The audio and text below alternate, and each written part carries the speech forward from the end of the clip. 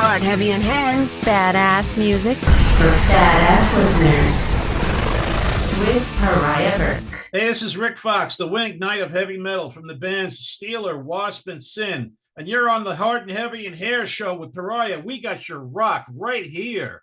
Rik Fox, a founding member of W.A.S.P, the creator of the band Sin, and longtime Steeler bassist, is my latest guest. With new music by Steeler and the upcoming documentary about Steeler, a resurgence of interest in the music of Sin, and new all-star projects on the way, bassist and songwriter Rik Fox sat down with me to talk about burying the hatchet with Dana Strum, new Steeler music, the Steeler documentary, and finally getting a hold of his Sin demo recordings after nearly 40 years. This is Facebook again, always as always.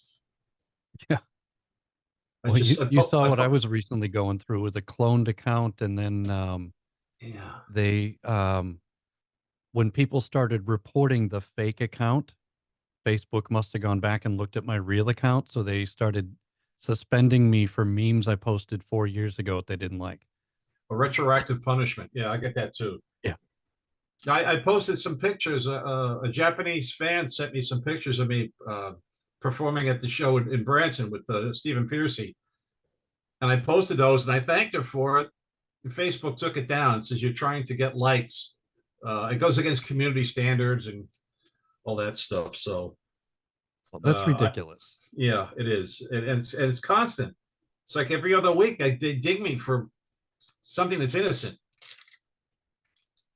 So I know you've played with Vinny Appice. I've had Vinny Appice on the show, and he was telling me Vinny does these drum clinics on the weekends, or at least he did during COVID. He was telling me he can't play any of his own music that he wrote because Facebook will hit him with copyright claims. It's insane. I don't know if it's their algorithms, it's retarded or what. It's just they're doing more and more things to irritate and apparently go against the whole point of having the platform Facebook to begin with. Yeah. Doesn't make sense at all. You said I haven't played in the studio actually with Vinny. It's all cross with files now. People send files back and forth. I've been on 3 studio recordings with him, but I haven't had the luxury of actually being in the same room with him while we record. Oh, wow. How was that experience? Well, it's just mailing files. The artist will the latest one was Stian Pian Thorsen. He's got his all-star project going on over there in Norway. So he said, "You want to play on a track?" I said, "Yeah, that'd be great." And he sends me the track. Vinny's already on it. So I don't get to play with Vinny in person. His drums are already on the track. I just add my bass lines to the track and send him the file back. That's how everybody's doing it now. Yeah, I know that got popular during COVID. There were a lot of bands that were scattered all over because, normally you fly to one place and you go into the studio together, but for a couple of years we couldn't. Well, in the old days, but I guess that's become the norm now. Yeah. Well, in old days, you had the whole band in one spot, but now everybody's moved. They're scattered all over the U.S. So they have to do it by sending files. When I record with Ron Keel, he sends me a file. When I recorded with Jim Crane, he sends me a file. So that's how everybody's doing it now. They're all sending files. I take it to a recording studio that's near me because I don't have it set up at my house. And I just record to their tracks at the studio and then email them back. And then when the finished product comes out, it's out. That's how we're all doing it now. Do you miss the spontaneous creativity that can come out from being in the studio together? Absolutely. Absolutely. It's just me and the engineer. And if I'm playing a bass line, I go, well, this other line might sound good too. I can't ask him, what do you think? He's just there to, he'll say, it's your thing. It's not for me to say, so I can come up with 3 or 4 different versions of what I want to say on the bass. Ultimately, I got to split the difference somewhere and, figure out what it is I want to play that'll fit in the song and not too much and not too little. So Yeah, but I missed the spontaneity of work bouncing stuff off of somebody else. Yeah. Yeah, that's unfortunate. I mean, the remote work helps people work together from wherever, especially with, rising costs, but you lose a lot in the process. That's true. That's true. I mean, we did it with the new Steelers song, "Give Me Guitars or Give Me Death." Ron sent me the file. I recorded. I sent it back, and then we got an opportunity to all go to LA and actually do the video for the song, which is going to be killer. It was a lot of work. It's a lot of work in 2 days or a day and a half, but it was a lot of work.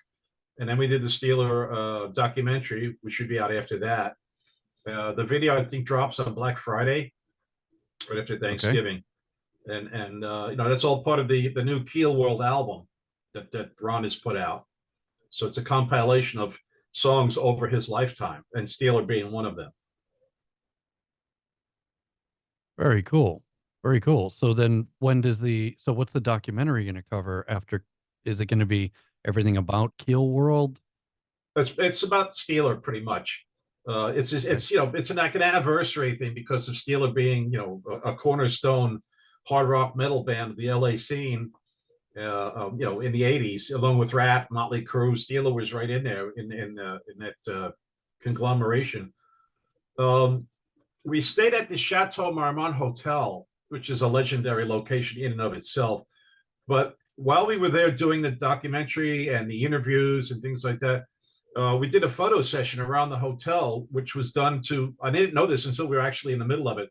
We were kind of replicating an early photo session that Led Zeppelin did when they stayed there. So we repeated the positions that they were in the same locations, like by the fountain downstairs in the courtyard, or upstairs at like not a patio, but a walkway outside some of the rooms, and we replicated that, and that came out pretty cool. There's just been so much material put into this. It's going to be really interesting to see what the final product looks like. Right on. I'm looking forward to that. We all are, And we had Mark Edwards came back in, our drummer, who hasn't been able to physically play in decades, but he did some work with all of this, and he worked really hard and was responsible for the most part for making this whole thing happen and come together. And he's actually playing drums in the video. So that's Dwayne Miller recorded the actual track, but Mark replicated it, live for the video. That's really fantastic. Yeah. That must feel really good to have everybody back together like that. Shooting. Yeah. And of course, Mitch Perry is always a blast to play with. The guy's he's fantastic. Yeah. So I really like that song. I really like "Give Me Guitars or Give Me Death." Thank you. Although when I pump it, when I crank the amplitude, I can really feel your bass lines just hitting me in the chest. Can you really? Great. Thank you. Thank you. Yeah. I guess it depends on what kind of system you're listening to it on, because some of my system stuff, it's kind of hard to hear. And I really put my heart into that little bass interlude that happens after the solo. I played that in there. My what's the word I'm looking for? Inspiration for that was if you remember the Deep Purple song "Woman from Tokyo." Well, oh yeah, the same thing. After the dynamics come down, Roger Glover plays this little bass walking interlude in there. So that was kind of it was a similar spot to do something similar. So I kind of, that was my inspiration. I play that little bass interlude in there. Here's Rick's chance to say something nice in the song, simple but effective. And then Ron called me back about 30 minutes after I sent him the file. And he says, "You really nailed it." And I said, "What do you think of that interlude?" He goes, "That's really nice." And I said, "Well, you could leave it dry, or you can maybe put some stereo chorus on it or something." And that's exactly what he did. He put like maybe the engineer, the producer ran some stereo chorus through it. So, it was a nice little spot for me to say something really quick and get out of there. Nice. Yeah, good work on that. I really liked it. Thank you. I'm hoping I know this might have been a one-off, but I'm really hoping we can get more Steeler music out of you guys. Pariah, from your lips to God's ears, and Ron's, because Ron's, he did an interview recently where he said he's kind of on a threshold of if he doesn't know if he wants to retire or keep going. It's like when you get that adrenaline surge, and then you go away from it. Like when you come off the road after a tour, you start itching again. Like, I got to get back out there. It's like it's not like a drug, but it's once it's in your system, it's like when you're home, you want to be out. When you're out, you want to be home. So it's kind of strange like that, So Yeah. it's up to Ron, really. Well, hopefully Ron will listen. This interview will probably air on Ron's radio station because he has my show, the Hard, Heavy, and Hair Show, in the same lineup as Eddie Trunk, Joe Elliott, Dee Snider's House of Hair, and of course Ron's own Streets of Rock and Roll. So I'm on, KRFK, K Ron fucking Keel Radio. That's right. Well, good. I'm glad to hear that. Yeah. Welcome to that part of the family. Oh, thank you. Yeah. Thank you. And I know you would, I know from, so another station that runs Hard, Heavy, and Hair is 97 Underground. And give me, I keep wanting to say give me bass because of the bass line, but give me guitars or give me death. Already bass. hit #1 on 97 Underground, Yeah, which is I saw that. Yeah. internet-based station. But they're also a huge local station in Baltimore. Yeah, I saw that. Dr. K was a little instrumental in helping with that, I guess, as well, and helping to promote that. So thank you to her for that. Yeah, definitely. And thank you to Dr. K for putting us in touch with each other so we could set this up. Absolutely. Yeah, that's great. Yeah. So you mentioned in passing, and I know I'm gonna mangle his name. You worked on this song for Stian Pian Thorensen. Stian Pian Thorsen. Yeah, Stian Pian Thorsen. Yeah. I am so sorry for butchering that name. So tell me about that project. Okay, so Stian sent me a cut. It was over a year ago. He sent me just some basic track stuff to listen to so I could write my bass line. The song is called Plum, like the fruit. And the color of plum is actually a deep purple. So the lines in the chorus are cobalt and magenta. So when you mix those two elements together chemically, they form a deep purple, like an eggplant color, like that. Nice. And all of the lyrics consists of various deep purple song titles. So this song is actually like a tribute, an homage, if you will. I spoke French. It's an homage to Deep Purple, which is perfect for me because the last band that I played in Los Angeles before we moved to Missouri was Child in Time, which is a Deep Purple tribute band. So I was playing, all the different eras of Deep Purple from before Roger Glover, to the Tommy Bolin era, Glenn Hughes. I was playing all of these different genres of bassists. So I was pretty well versed with the Deep Purple world. And so to do Plum, it's heavy keyboards like that. And besides Vinny Appice on drums, it's got Mark Bowles on vocals with Stian. So I know Mark, great singer. Yeah, he worked with Malmsteen like I did, like that. So we both commiserate on our Malmsteen stories, like that. And so and there's two other all-star guys on it. They're European. Forgive me, I can't recall their names, but the list will be on it when the song comes out. It should be any month or so now. I think Stian's been working around Europe, and he says when he gets back to Norway, he's going to have it mixed and he'll put it out and it'll be done. So that's another feather in my cap, having the privilege and the honor of playing on another all-star project, which is always welcome. Yeah, speaking of all-stars, you recently played with Stephen Pearcy's band. Beautiful segue. Thank you. Yes, I did. I saw the months and months ago, I saw the Retromania Live advertising coming up, and social media. And when I saw who the bands are in the lineup, Vince Neil's band, Lou Graham, Quiet Riot, Stephen Pearcy, and such like that. In LA, it's very difficult to get any, on a guest list for anybody because everybody in the world expects to be given a guest list pass to get on it. So it's like it's nuts in LA. Outside of LA, it's much easier because who do you know? You're in a strange place. It's nice to see a friendly face. That rhymed.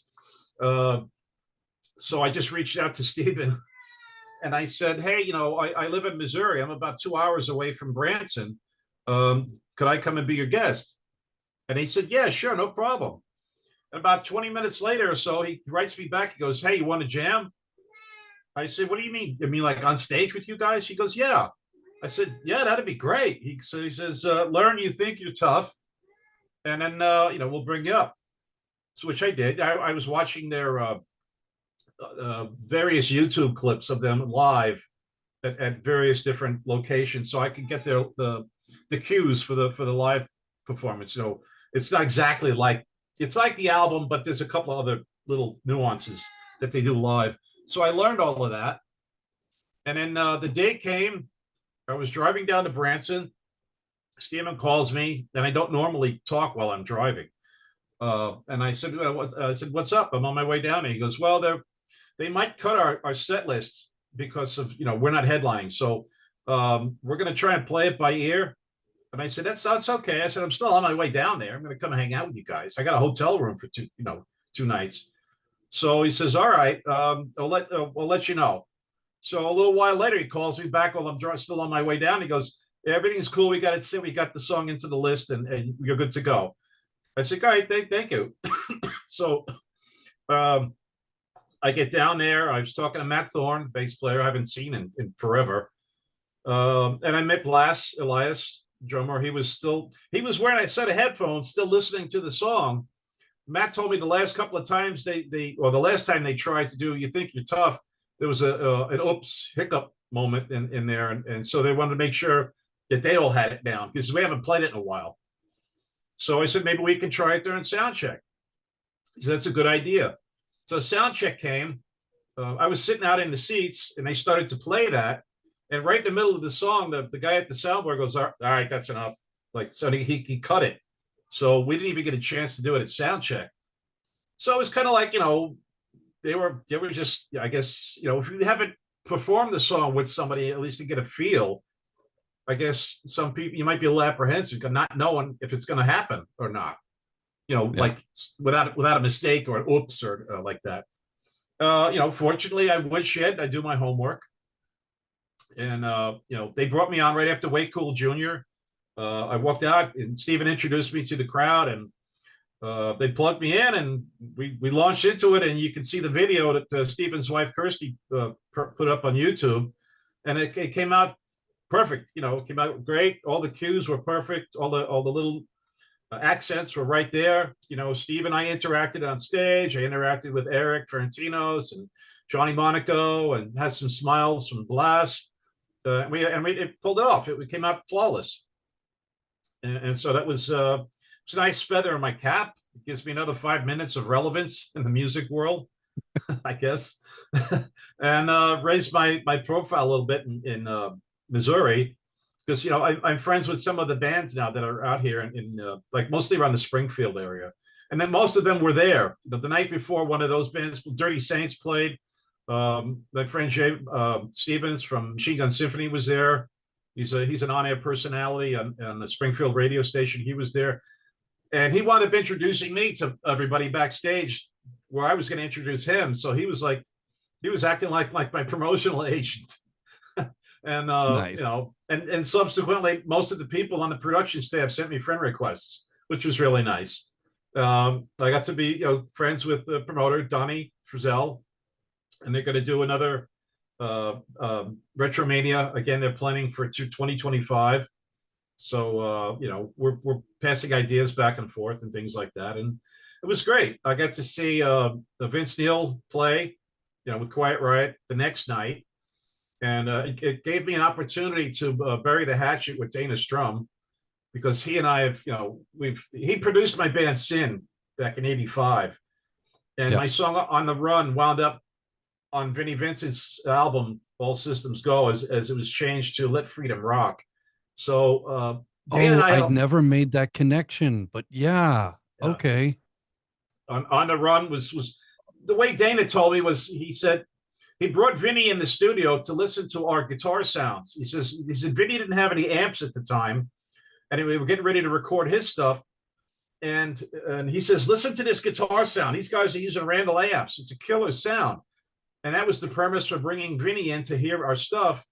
And when it got to On the Run, Vinny goes, I like that song. And one thing led to another. And, everybody pretty much lay the blame on Vinny for stealing the song and doing that. And Dana and I had a really long talk. He goes, come on with me. And we sat in the dressing room, and he says, I was afraid of the day that if the demo tape ever snapped, we wouldn't have a copy of it. So he had a copy of all of the 4 songs that he produced for us on his laptop. He goes, give me your email address. I'll send them to you. So now you'll have a copy of them too. So he was very gracious to do that. I owned everything I said, all the detrimental stuff. And I said, I said a lot of things, Dana. And I said, I was upset. You have to understand my position and where I was coming from. I said, Bobby Rock even wrote about it in his book. He said, we copped this song from a band called Sin that Dana was producing. So it's actually being admitted in print in Bobby Rock's book, like that. So long story short, Dana and I shook hands. I said, I guess we've repaired the bridge. I guess now's the time to take a drive over it together. And he goes, absolutely, absolutely. It's great to be friends again. And, it's, Dana's got a lot of influence in the industry. I'm sure if he saw a gig interesting enough that I should fit into, I'm sure he'd make a few phone calls.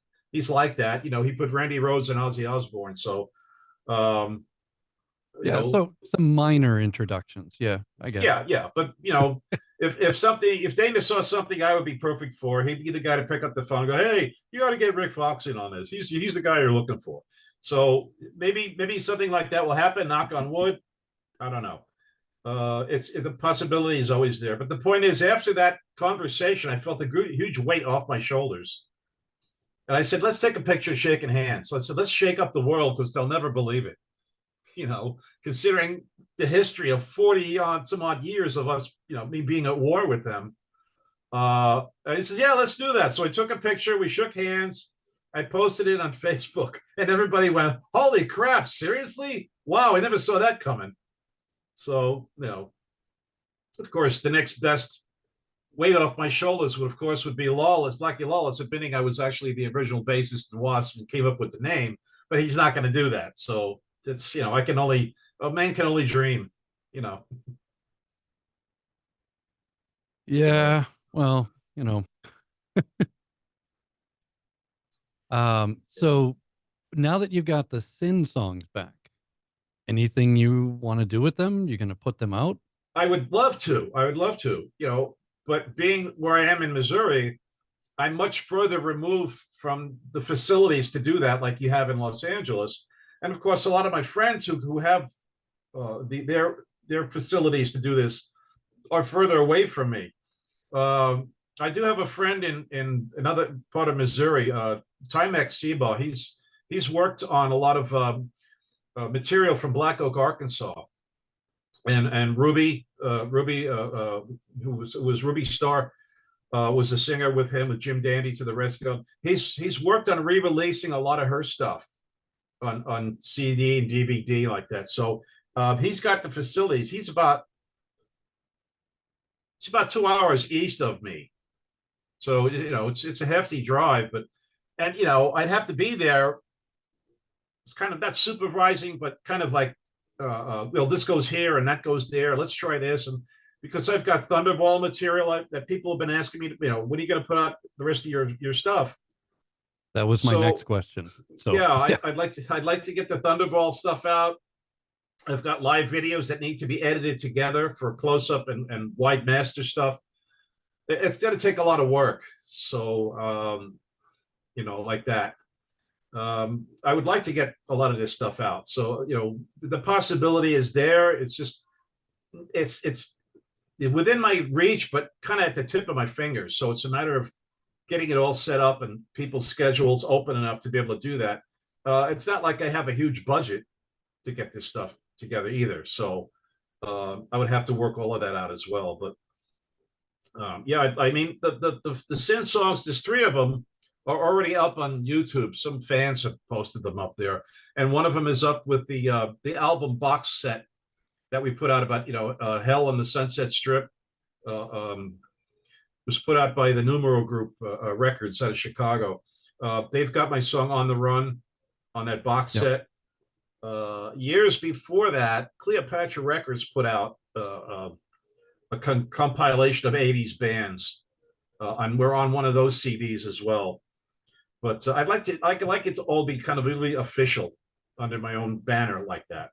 And so, yeah, I'd like to get it done. I just don't know when and how I can get it done. Gotcha. Well, I'm really hoping you can find a way to do that, because I've been listening to the Sin music, the Thunderball. I remember some of it vaguely back during those wild early 90s, late 80s days. And it's been coming back to me as I've been listening, lately. And I'd love to hear that on the radio. I'd love to hear, your music out there again. Well, thank you. Thank you. Do you have a copy of Gypsy Brandy? Have you heard that? Let me look on the music server here. That was, I produced and co-engineered a 3-song demo, a Thunderball demo. And Gypsy Brandy is like the jewel in the ring, in the crown of it. We used to call it the White Snake song because I didn't have a title, but my inspiration was the White Snakes song "Still of the Night." So I wanted to write a song kind of in that vein, and we did. The singer we had was Dale Thompson from a Kentucky Christian metal band called Bride. And he sings, he's kind of like Bruce Dickinson. He's got that range like Dickinson. So I was working with him to try and get more of the Coverdale whiskey voice, like in the narration parts in the song. And so, we did that. Our guitar player, Joey Mazzola, nailed it. He nailed the solo. I mean, it makes my skin crawl. The hair stands up on my arm. He's like a cross between Michael Schenker and George Lynch. So he absolutely nailed the solo and all the guitar work I worked on with him. I said, I'd like it to be like this, go like this, go like this. Working on it with everybody was a real blessing. It was a treat. Drummer Cecil, I told him one of my favorite drummers is Cozy Powell. He could appreciate that. I said, I'd like to throw some Cozy Powell type, fills in there. And he did. He nailed them. He got all the Cozy Powell fills like that. And so the whole song came together really easy. And it was fun to record it. Everybody who's heard it loves it, I did my bass lines. I really put a lot of work into that song. So it represents a high point in my songwriting style like that. It's not often, outside of guys like Nikki Sixx, it's not often you hear of, a bass player writing something of that magnitude. So when people say that they really like the song, it means a lot to me. So and recognize that and acknowledge it. So Gypsy Brandy was like the high point of we had a lot of great songs in our set. Our set was like we were like a concert band on club stages. All our moves, the way we came across, people said you look like an arena band, on a postage stamp stage. So there's other ways of saying that, like 10 pounds of shit in the 2-pound bag, but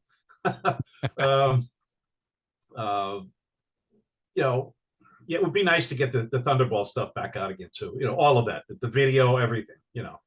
Thank you. So yeah, no, I really like it. And I want to play. The other one it was On the Run. I don't think it was the demo cover of We Got Your Rock, but it was something else that you did. I want to put on the air. All of the On the Run, We Got Your Rock, and Break Down the Walls all came from the same demo. Okay? There was one song missing that I I have it on cassette, but you can't really hear the bass. It's been so many years. It just sounds all high end guitars. That's what I told Dana Strum, and that's when he said, "Come with me," and he sent me the all 4 songs. But all 4 songs run together. There's no, I mean, there's a space between each song, but I can't separate them. I don't know how to cut them and separate them so that they become 4 individual songs, the files like that. It's one file, all 4 songs. If you want to send that to me, I'd be happy to cut it for you. I can separate them. Okay, that'd be great. Yeah, I can do that. Okay. It's the other song is "Don't Say Goodbye," and see, the story is "Don't Say Goodbye" and "We Got Your Rock" came from when I reformed the second lineup of Sin. I had these guys from a band in New York called Alien, and they were on Mongol Hordes Records. They put out a 5-song EP. So when they broke up, one of the guitar players reached out, contacted me. He was the guy that I played with back in New York. We were reforming a version of Sin in New York. We were living in Staten Island. Then we moved to Jersey, and he was my roommate. So we were writing all these songs, and then he split.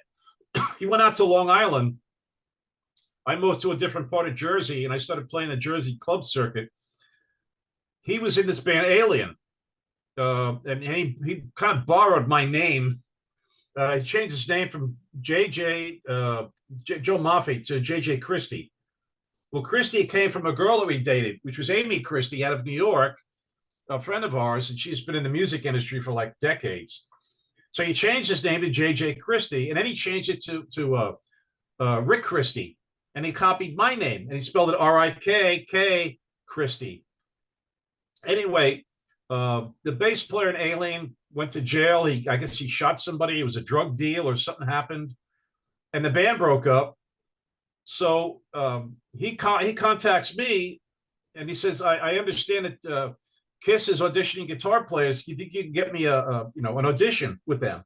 And I said, "Well, first of all, they already have a guitar player. Vinnie Vincent was in the band already at this point." And I said, "But I'm reforming Sin, and if you want to come out to California, we can reform the band." And he says, "All right, I'll do that." And he brought Frank Starr, the singer, with him, and Richie Pagano, who played a little bit with Sabotage. I think Richie did some fill-in work with Sabotage. Anyway, so the 3 of them drove across the country, and we reformed Sin, and they were showing me their Alien songs. Well, "Don't Say Goodbye" was a song from Alien, which we redid. Very highly commercial, heavy and commercial. "We Got Your Rock" was written by Marty Coopersmith, who was a member of Jay and the Americans. And Marty wrote the song for Joan Jett as a follow-up to "I Love Rock and Roll," which wasn't an original of hers anyway. That was a cover song. I think the Arrows did that first. So anyway, she turned it down. She said it sounds too much like "I Love Rock and Roll." So it wound up in the hands of an all-female rock band in Long Island called Scarlet Fever. They were doing "We Got Your Rock," and then they broke up, and the drummer, Roxanne Harlow, wound up as the drummer in Alien. So I'm connecting all these dots here, you see. Yeah. And Roxanne was going out with the bass player in Alien. So when Alien broke up, there went the song. So as we sat down and we're going over the songs we could use for Sin, they introduced the song "We Got Your Rock" to me. And that's the story they told me. I've since, of course, spoken to Marty years ago when I was in Surgical Steel, because we were going to do it when I was in Surgical Steel. And then and he gave us his blessing on it. And then so Dana heard us doing the song. So we were doing it live, and he kind of revamped it a little bit and kind of made it almost, it's like in a Twisted Sister type vein of a call and answer anthem like that. And he actually, he improved the song. And the thing is, while we were in the process of recording "We Got Your Rock," Dana, of course, had his finger in everything. And he was talking to George Suet, who was Ace Frehley's manager in New York, while we were in the studio. And he holds the phone up to the speakers and he says, "George, listen to this." And he's playing George our version of "We Got Your Rock." He goes, what do you think of that? He goes, George freaks out. He goes, we're doing the same song. Ace Frehley's doing the same song. He goes, now we have to get our version out before you get yours up because yours kicks ours ass. So, unfortunately, Ace got his version out and we didn't get ours out.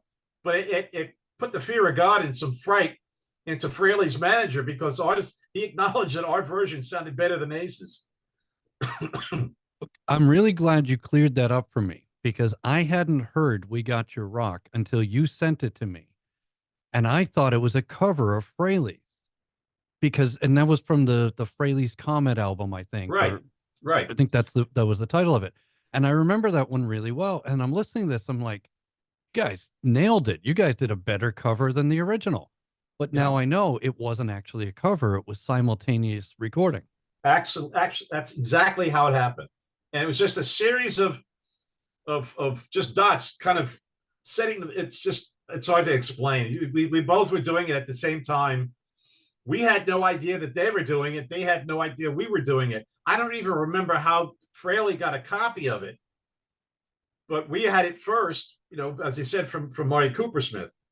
And now you hear it went from Coopersmith to Joan Jett to Scarlet Fever to Alien and then to me with Sin. And that's the whole progression of how we got it. And then Dana took it and revamped it. And it's kind of like it reminds me of Kiss's I Love It Loud because it's got a similar pattern, a pacing to it. And like I said, the Twisted Sister Call and Answer, We Got Your Rock right here. Yeah. So it's kind of like that as well. So I think it would have made a great radio song. Any station could use it as a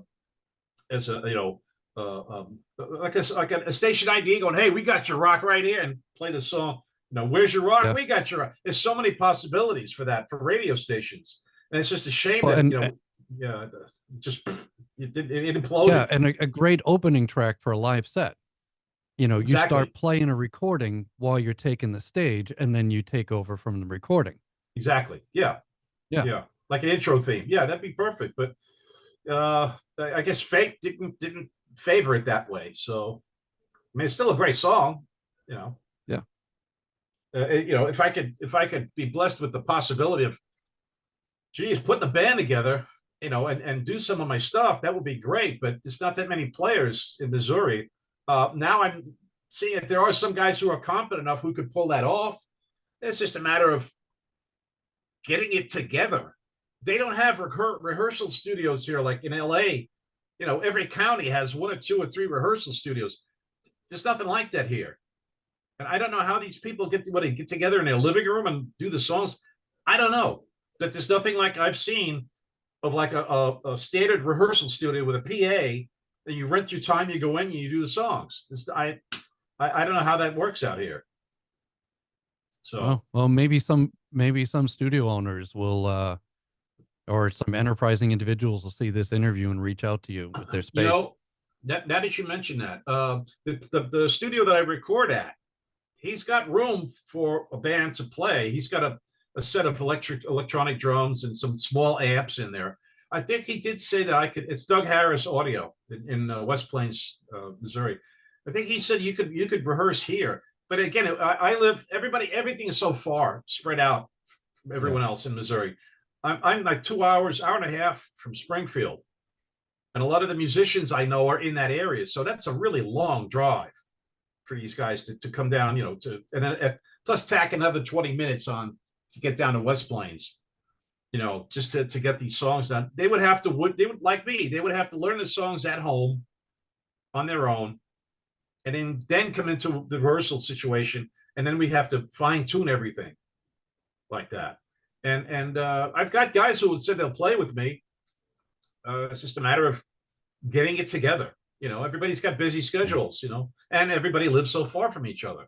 So being in Missouri, a musician, it's pretty daunting. If you're not in an already established band like Machine Gun Symphony, Dirty Saints, Damsel, these bands, members only, they're established, and these bands are together for so many years. They don't have time to send, for one of their guys to come in and work on a project with me that I can see, and everybody's got families. So it's really hard to get, the time dedicated to do that. I'm sure if I was a millionaire and I'd say, okay, I'm going to pay you here, people would be on time because they're getting paid. Yeah. But I don't. It's not the Dead Daisies. I don't have that kind of fortitude. Speaking of them, have you ever thought of doing some work with the Dead Daisies or trying to join that band? Well, they already have a bass player. They had Glenn Hughes. Yeah, but for they a while. change everybody from time to time. The thing is, only Loey's the real permanent player. well, I'm friends with Doug Aldrich. The thing is you have to be high up on everybody's radar, kind of in their face, busy. You have to play Monsters of Rock. You have to play this festival. And as long as you're rotating, busy in front of everybody, then they can go, oh, you know what? Let's try that guy. Or they might offer you an invitation. Hey, you want to come and do something with us? I'm not like that here. I'm not high up on everybody's visibility radar. I'm not in their wheelhouse. I'm not in front of them on the screen going, hey, let's get Rick. When these bands put stuff together, I'm kind of the afterthought. Like, hey, we should have got Rick. Well, we already got somebody, So that's one thing. Number two, who's got the money to fly me to go do this or do that? It's budgets being what they are. I certainly don't have a financial wherewithal to fly myself to various setups like that. The connection we have though with Dead Daisies is that David Pear, who shoots all of Dead Daisies videos, was the guy, the video director who shot our Steeler video and our Hotel. And the documentary. Yep. David Pear, yeah. And he was great to work with. That's our only connection. And of course, Mark is friends with Doug because they played together in Lion, like that. So, and we saw Doug when we were filming the video. Doug came by, like that. But other than that, yeah, it's kind of tough to get on people's radar to say, hey, I'm available. I'm not doing much here in Missouri. The people who know what I can bring to the table. Yeah. I had an unfortunate situation with a Freak Show. I was in the band for 14 months. We didn't really do anything. We never even played together in the same room. Greg Chason played bass on the album, but he didn't want to join the band. So they said, well, can you recommend somebody? He says, yeah, Rik Fox. His name is all over this material. This is perfect for him. So they gave me the music. I learned all the songs. Actually, let me move that back. That came after we did the video. They flew me to Reno. We videoed for 2 songs off the album. I didn't even know which songs they were going to do, so I didn't know how they went. I was hearing the songs for the first time on a CD player before we got to the studio. So when they finally decided which songs, You Shine and It Hurts Me, I had to plug in and sit there and listen over the playback, the house playback system, and learn what the bass lines were, because I didn't even know what songs they were going to play. So I kind of learned them on the spot, more or less. At least I knew where to put my hands on the neck for that. But I didn't really have a copy of the whole album until after we shot the video. And I was sitting here in my studio and in my office, and I was just practicing the songs, and I had them all down. And then one day the band leader decides, hey, it's not working out. You're out of the band. It's like that, like a chemistry thing, And I was looking forward to it because Stet Holland was the drummer, and I've known Stet, before he was in W.A.S.P. And we worked together in a moving company back in Hollywood in the late '80s. So that's how Stet and I, bonded. And I know Carlos Cavazzo for many years. I had a shot at doing a tour with them after Rudy was out of the band. So I worked briefly with Carlos back in the '80s as well. And they both said, yeah, thumbs up. Well, let's get Rick in the band. That'd be perfect. Stet's like, I love Rick. Let's. But we the only time we actually looked like we were playing together in the same room was when we shot the videos. But we never actually plugged in and played together in the 14 months that I was in the band. And now come to find out recently, Carlos just left the band too. So that's, I guess it was a project that wasn't meant to be. I don't know. I can't speak for them. It turned toxic. It wasn't a healthy situation to be in. I'm sorry to say. And, I don't know. I guess I don't know if they're going to retry and keep going or what, but it was a promising situation that just didn't go anywhere Yeah. like that, trying to keep Well, it as positive as possible. well, let me ask you. Let's say Sin, Pie in the Sky. Who would you put in the lineup if travel wasn't an issue? If there weren't any issues, just Pie in the Sky dreaming. Who would be the lineup for Sin? Oh, Or for any other project you want to do? I'm just that's curious what band you would put together. that's a really good $64,000 question, because you hear the stuff in the sin material. That singer we had, his name was Rick Reed. He was out of San Diego. He was like a cross between Halford and Dio. He was like the penultimate singer. I don't know anybody who can cover that now without straining their voices. A lot of the guys we know from the '80s are going down a half step because they got to. It's tough on the vocal cords. So Yeah. I can tell you, I did approach Jay Stevens from Machine Gun Symphony, and I said, if I could put something together, would you front it? He goes, yeah, absolutely, right. And he's a great front man. Jay, besides myself, Jay Stevens is the only other musician I know in Missouri who has had a taste of L.A. He grew up in L.A. As a kid. He watched a lot of our bands when we were, the clubs and stuff. He was a skater. He was a skateboard kid, surfer skateboard kid. But he's played in a few bands in LA in the later '80s. He was still, very young then. But I was already gone past all of that at that point. So I had no idea of knowing who he was. But to see him today with Machine Gun Symphony, the guy's like he's a killer frontman. He knows how to work he's like a Missouri version of Steve Whiteman from Kix. If you've seen Steve work the crowd, Steve knows how to work that crowd. Jay is the same way. That's the only comparison I can make. He's like the singer from Kix. Okay. He knows all the visual cues. He knows how to do all these little hand gestures, and he's very entertaining. He kind of looks like Roger Daltrey in his prime. He's a jiu-jitsu martial artist, so he's built like a brick shit house. He's got the curly hair, the whole schmear. I've jammed with them. They brought me on stage a couple of times. He's great to work with like that. And it was nice of to give me a shot to jam at some of their shows. So I would pick Jay as a front man. There's a couple of drummers here who have asked me, hey, if you put something together, would you keep me in mind? So that's also very encouraging. But they're local guys. They're not really like the big name players. Jay told me if he goes, if you try to put a band together in Missouri, he goes, I gotta wish you luck. He goes, looking at your resume, he goes, you scare people. And he goes, I don't mean that in a bad way. It's just like there's nobody on your level of what you've done in LA in Missouri.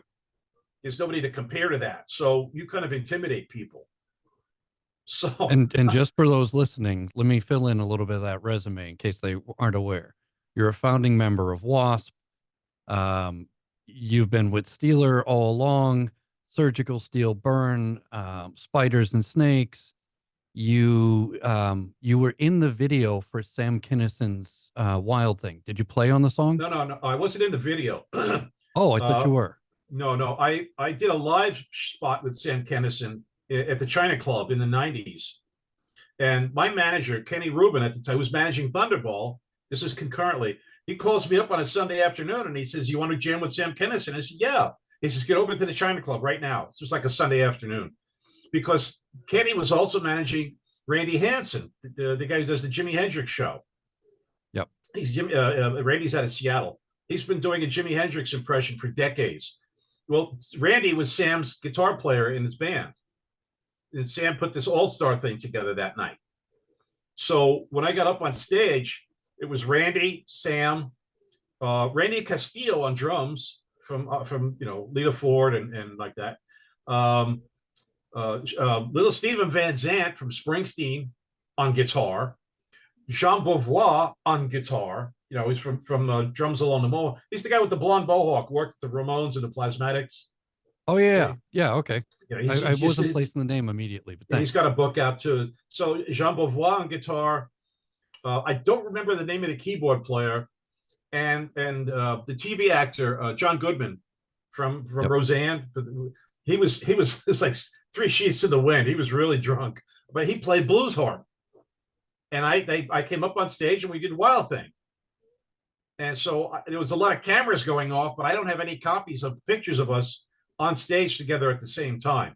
I just have a picture of me and Sam from the green room after the show. And that's it. So I played with Sam.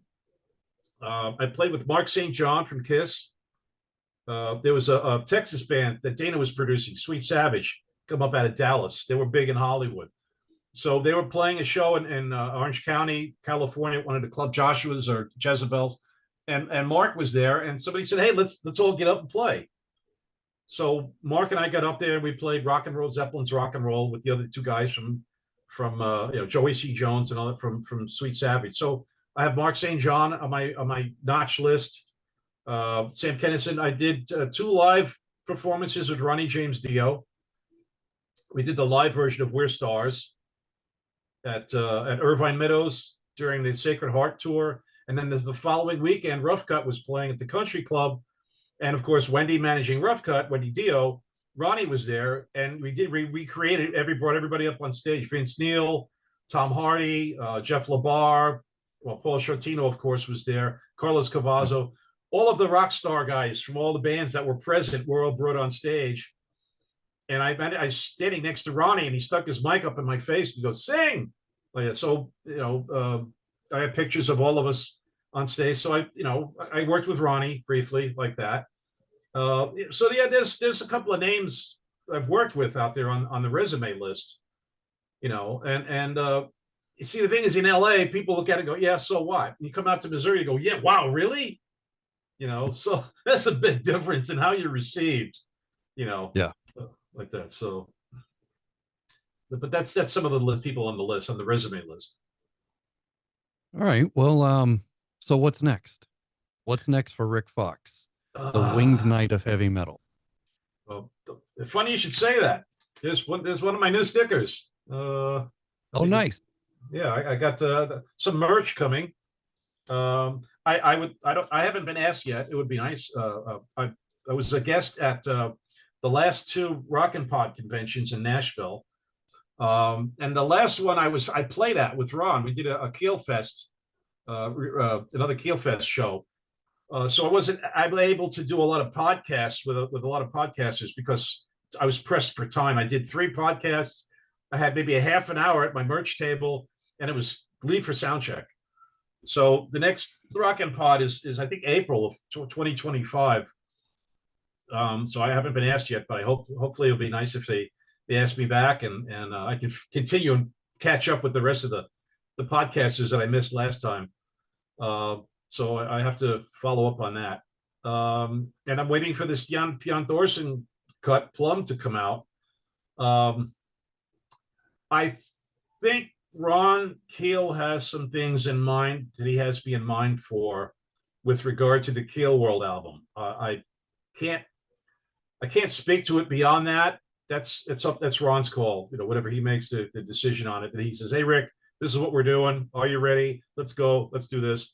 So I'm waiting on his call on that. So, but there's a potential for something in 2025 possibly regarding the Keel World album, and beyond that, I can't say. Hey, we're on the threshold of World War III, so it's not. I don't know how advisable it is to project too far in advance because God willing, we're here in the next several years, but the way stuff is going right now, it could pop at any moment. So, yeah, but maybe you'll hear, and now highlighting the Apocalypse show, it's Rik Fox on bass. And I don't know about that. That's an interesting thought, but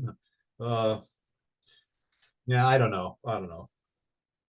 We'll see. All right. Well, I'm really looking forward to that Cian Thorsen song, the Plum. I mean, the way you described it, I'm just really looking forward to it. So I can't wait to hear that. Too. Yeah. I've heard some of it but it's not mixed yet. But I've heard some of it in pre-mixed stuff. It's pretty heavy. Like I said, it's very keyboard intensive, like John Lord, kind of keyboards. I love it anyway because I'm a big Deep Purple and Uriah Heep fan. So um, uh, anything in that pocket is also close to my heart as well. So Nice. that's pretty much it that I can. Oh, let me put a plug in for my friends out of Rogersville. Paralandra. If you'd see that. All right. They just played out here in Rogersville. They're a really good up and coming band to watch. Cassandra's vocals, Cassandra Carson. She's got the vocals from hell. I mean, she's incredible.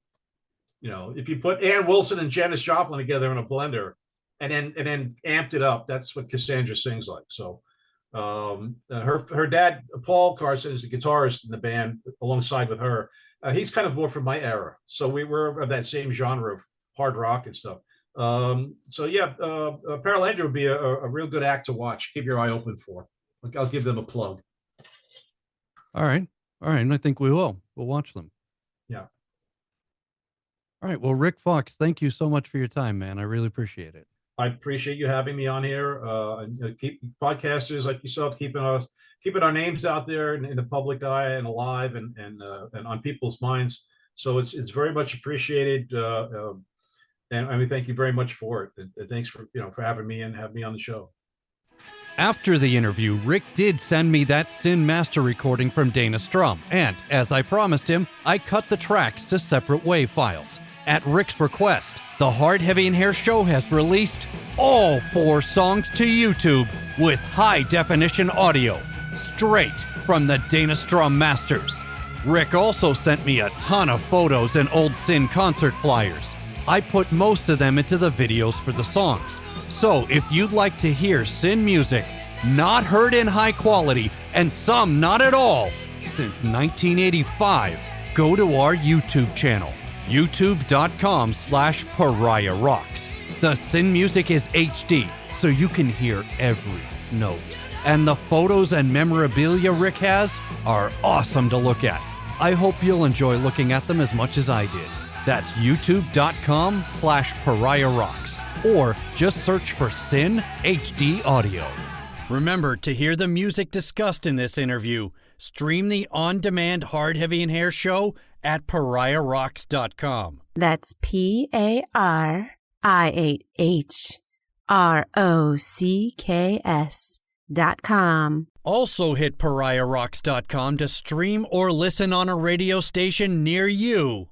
The regular 2-hour Hard, Heavy, and Hair show with me, Pariah Burke. Hard, Heavy, and Hair is your weekly dose of hard rock, heavy metal, and hair bands from the 70s, 80s, 90s, 2000s, 20-teens, and today, including the latest new releases, your old favorites, and deep cuts and rare hair, along with rock news and trivia.